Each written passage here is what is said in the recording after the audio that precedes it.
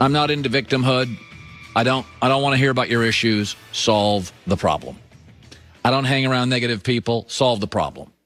Yap, yap, yap. Lie. I don't get this. I don't get that. All right. Nothing's perfect. Solve the problem. It's amazing in the NFL how few teams could solve their issues and can't. Green Bay can't stop the run.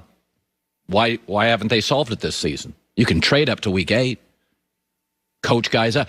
Chicago offensively needs more juice when Tariq Cohen got hurt. Why can't Ryan Pace, the GM, and Matt Nagy? Why can't you solve the problem? What you watched last night is Seattle, a Hall of Fame coach, and probably John Snyder, a borderline Hall of Fame general manager. You watch them solve a problem. So Seattle, we know they have stars. Bobby Wagner's maybe the best linebacker in football. Russell Wilson, one of the best quarterbacks in football. But they had no pass rush. And last night, they solved it. And it wasn't just Philadelphia. They now have 19 sacks in the last 4 games. 5 more than anybody in the NFL, including the Steelers.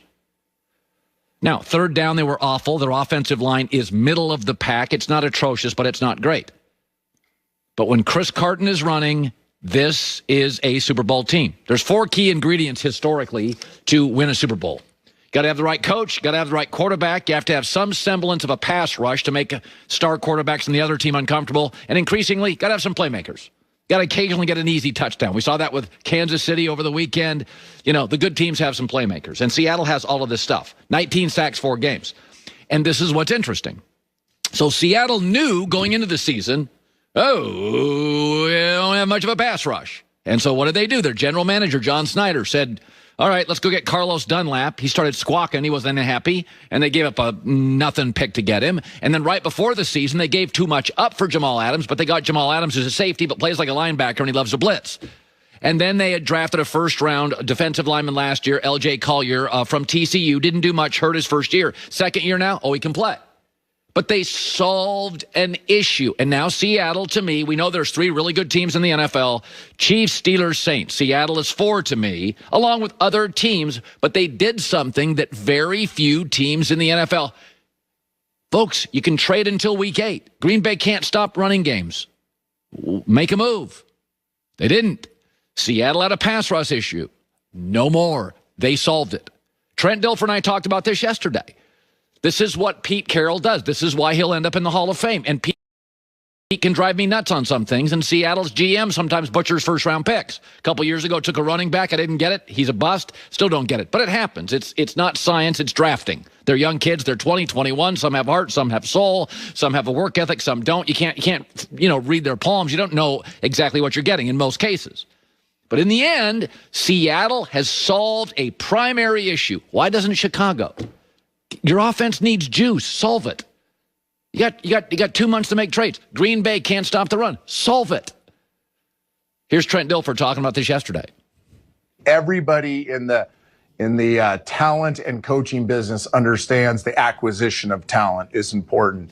Where most miss it is the development of that talent. They didn't panic when they weren't getting a pass rush. Now they went out and acquired more talent, but then you have to develop that talent. You have to have it mesh with the rest of your players on defense too. They've tweaked their system a little bit. They're not going to say, we're just going to do this system because this is what we do. They're going to tweak their system around that talent that they've brought in and that they've developed. By the way, in September, Seattle had 5 total sacks and allowed 500 yards a game in September. In October, they allowed 460 yards a game. In November, they have 22 sacks and are allowing 340 yards a game. Every month, they coach it up, they acquire, they get better, and you watch Seattle last night, and to me, they look like a Super Bowl team because they got the coach, the quarterback, the pass rush, and the playmakers. Not saying they're going to win the Super Bowl, but those are the 4 things you have to have, and one of them was missing in September and early October, and now they've solved it. Like, just because you start a project here, you got to be able to pivot.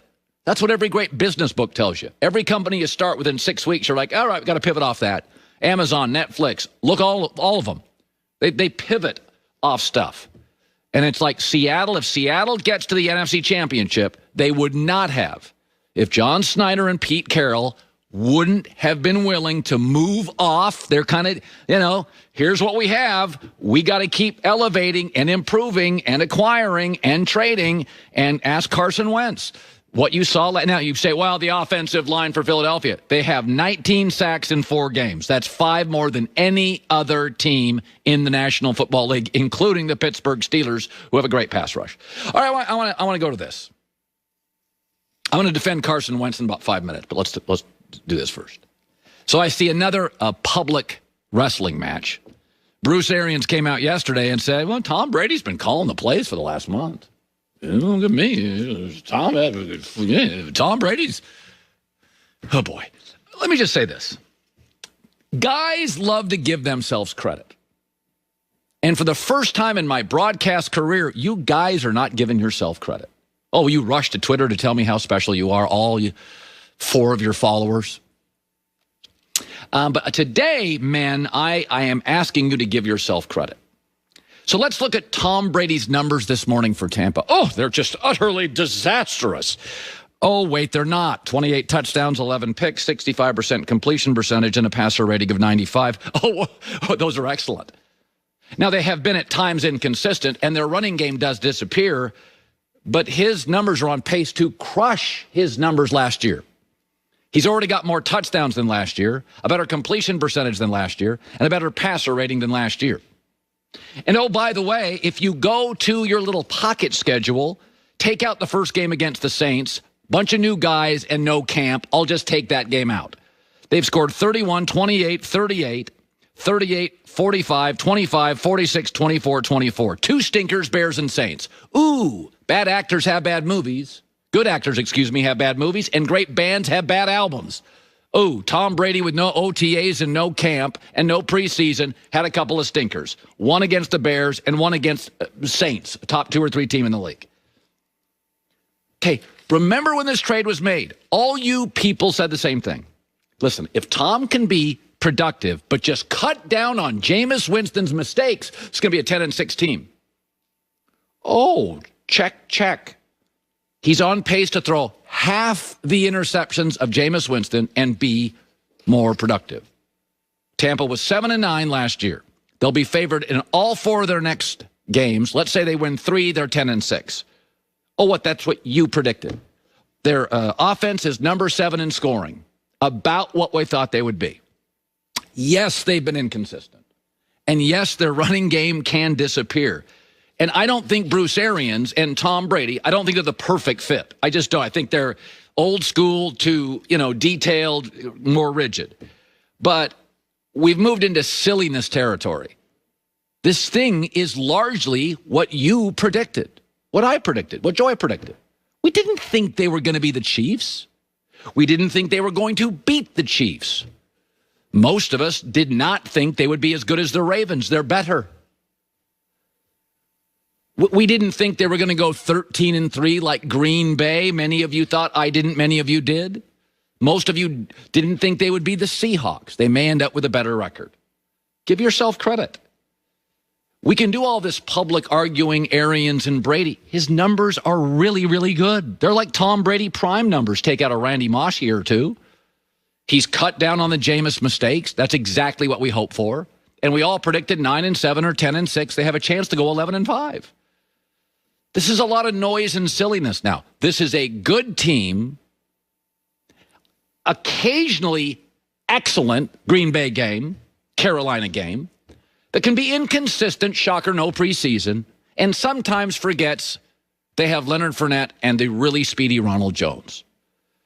But in a world where guys rush to Twitter with 9 followers to tell you how brilliant they are, today I'm giving you a pass. You nailed it. This is exactly what we thought they'd be.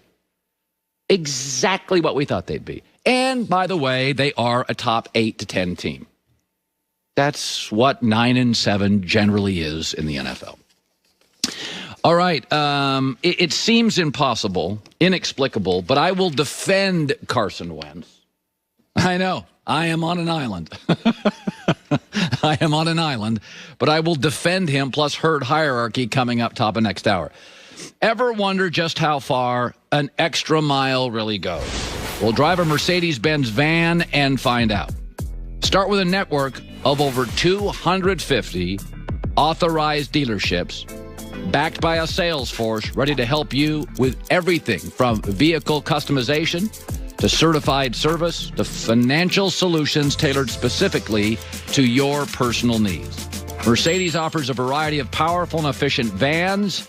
Your choice, gas or diesel.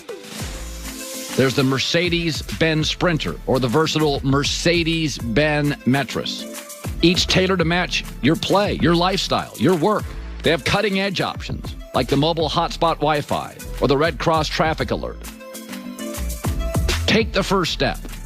Get a hold, call an authorized Mercedes-Benz van dealership for a test drive today. Mercedes-Benz Vans.